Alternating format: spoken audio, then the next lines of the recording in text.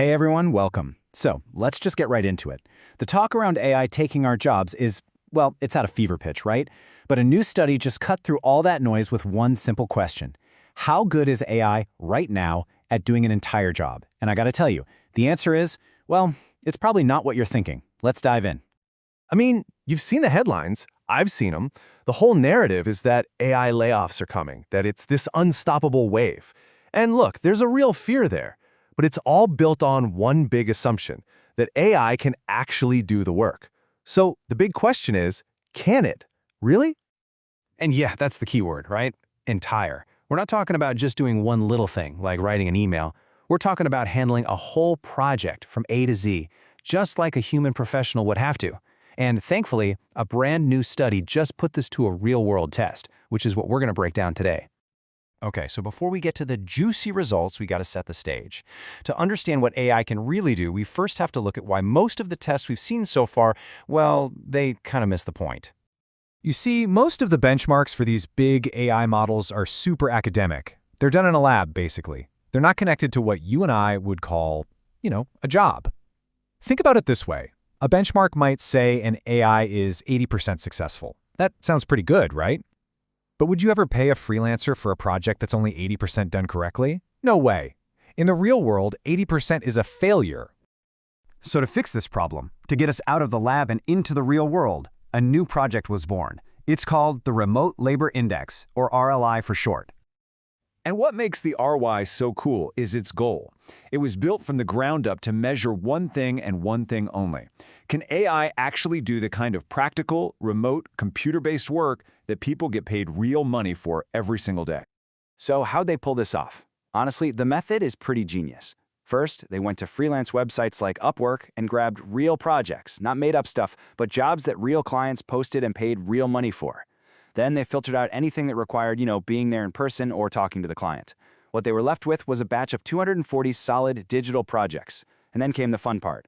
They handed those exact projects over to the best AI agents out there to see what would happen. And listen, these weren't just write me a blog post kind of gigs. Just look at these numbers. The average project took a human almost 30 hours to finish and cost the client over $600. And the median was still over 11 hours and $200. We're talking about everything from 3D modeling and architecture to video animation and even game development. This was the real deal, professional-grade stuff. All right, so the stage is set. We've got real-world jobs. We've got the most advanced AIs on the planet. They let them loose. So, what happened? Well, let's just say the results were not what anyone was expecting. 2.5%. That's it. That's the number.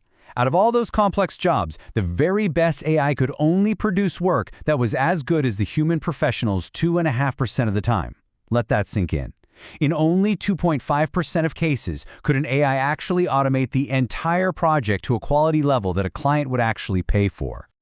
And this wasn't just a fluke with one bad AI. Nope. The top dog, an agent called Manus, hit that 2.5%. But look, the others, Grok 4, GPT 4.5, Sonnet, they were right there at 2.1%. So basically all the heavy hitters are stuck in this very, very low single-digit range when it comes to fully automating a job. So the big question is why? Why did the AIs fail so spectacularly? Let's get into the nitty-gritty of why these projects just didn't make the cut. Okay, so the number one reason, by a long shot, was just bad quality. Almost half the time, the AI turned something in, but it was just not good. The study literally described things like childlike drawings and robotic-sounding voiceovers. Ouch. Then over a third of the time, the AI just flat out didn't even finish the job. And on top of that, you had technical problems, like corrupt files, and my personal favorite, huge inconsistencies. Like, imagine an architect's AI designing a house that completely changes its look from the front view to the side view. Yikes. Now, hold on. It would be super easy to look at that 2.5% and just write off AI as useless. But that's not the story here, not at all. The real takeaway, the thing you absolutely need to understand, is the huge difference between a task and a job. So, we have to be really clear about what this study was measuring and what it wasn't. This was a test of full, 100% automation of a whole project, start to finish, no human help. It was not testing if an AI could be a useful assistant or if it could nail one specific part of the job, like writing a script or creating one image. And here's the kicker. On those smaller, specific tasks, the AIs actually did pretty well. And that right there is the heart of the matter. Automating a task? AI is getting amazing at that. It can be a fantastic assistant, but automating an entire job? That's a different beast entirely. It means juggling tons of different steps, managing files, keeping the quality high from beginning to end, and that's where AI, today, really falls down. So what's the big takeaway? Well, here's one perspective from Rio Longokur. He says, basically, everyone needs to take a deep breath. All this hyperventilation about mass layoffs, it's probably overblown, because AI right now is a fantastic tool for tasks, but it's just not ready to take over whole jobs. But there's always a but, isn't there? Here's a totally different and fascinating way to look at it. Amit on Twitter made a great point. He said, hey, wait a minute.